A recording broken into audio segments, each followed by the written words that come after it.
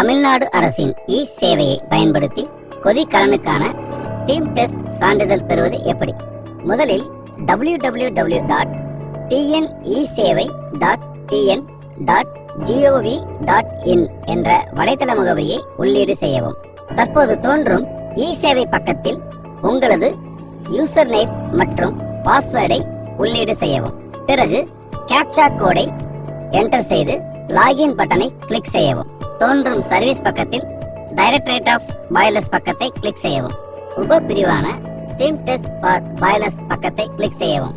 தேவையான ஆவணங்கள் provisional order மற்றும் ரெஜிஸ்ட்ரேஷன் சர்டிபிகேட் ஆஃப் பாய்லர்.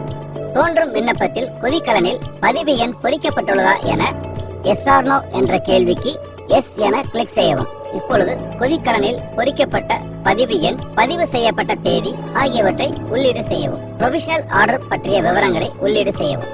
நிறுவனத்தின் பெயர், முகவரி மற்றும் தொலைபேசி எண், இமெயில் ஐடி ஆகியவற்றை உள்ளீடு செய்யவும்.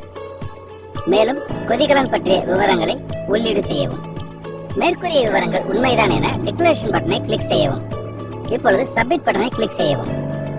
இனி கட்டாயமாக்கப்பட்ட ஆவணங்களான ப்ரொவிஷனல் ஆர்டர் மற்றும் ரெஜிஸ்ட்ரேஷன் சர்டிபிகேட் ஆஃப் பாய்லர் ஆகியவற்றை கம்ப்யூட்டர் பக்கம் இருந்து பதிவேற்றம் செய்யவும்.